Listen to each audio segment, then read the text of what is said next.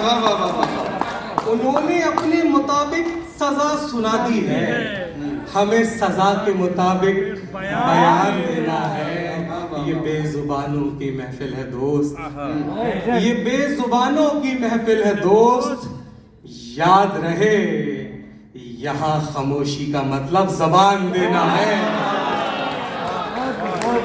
वाह वाह वाह वाह वाह। क्या कहने भाई जनाब, वाह वाह वाह वाह। ये बेजुबानों की महफिल है दोस्त, याद रहे यहाँ खामोशी का मतलब जबान देना है। मेरा फर्ज पूरा होता है, अगर आप इजाजत दें तो मैं एक नज्म सुनाना चाहता हूँ। जी बिल्कुल पढ़े, एक बार तालियां बजाकर इजाजत दीजिए, पढ़ दीजिए।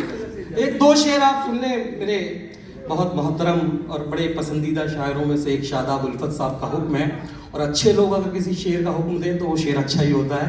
तो उनके हुक्म है, मैं तामील में दो शेर पढ़ देता हूँ, फिर एक नज्म सुनाता हूँ। वो सिर्फ किस्से कहानियों के मामले थे, वो सिर्फ किस्से कहानियों के मामले थे। चराग रख दे, चराग घिसने से कोई जिनविन नहीं निकलते। चराग रख दे, चराग घिसने से यार जिनविन नहीं निकलते। चराग रख दे, और किसी के साये को कैद करने का एक तरीका बता रहा हूँ। किसी के साये को कैद करने का एक तरीका बता रहा हूँ। एक उसके आगे चराग रख दे, एक उसके पीछे चराग।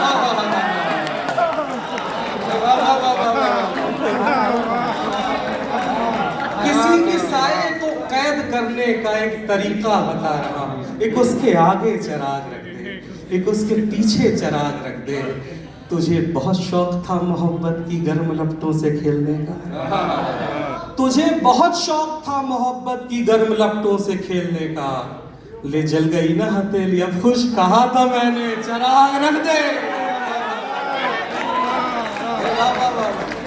ले जल गई ना हथेली, अब खुश कहा था मैंने चराग रख दे।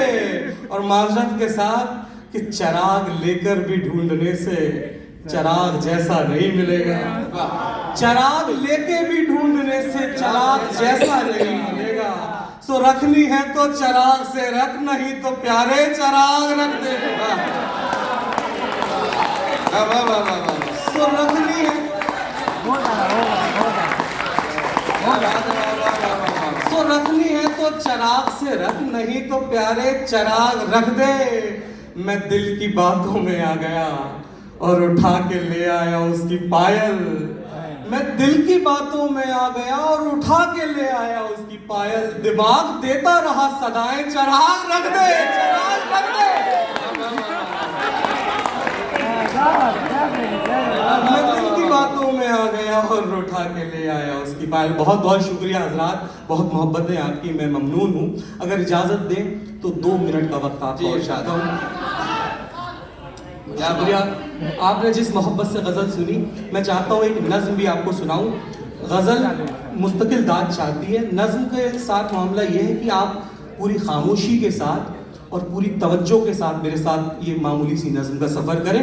जब नज़्म ख़त्म हो जाए तो आप फैसला करें, लेकिन जब मैं नज़्म पढ़ूँ तो बस 1 मिनट की नज़्म है, पूरी तवज्जो चाहिए आपकी और खामोशी से ये नज़्म का सफ़र करें। इस नज़्म का उन्वान है छत। छत के लिए क्या वजाहत की जाए, हर शख्स जानता है छत क्या होती है, सबका एक रिश्ता होता है अपनी छत से।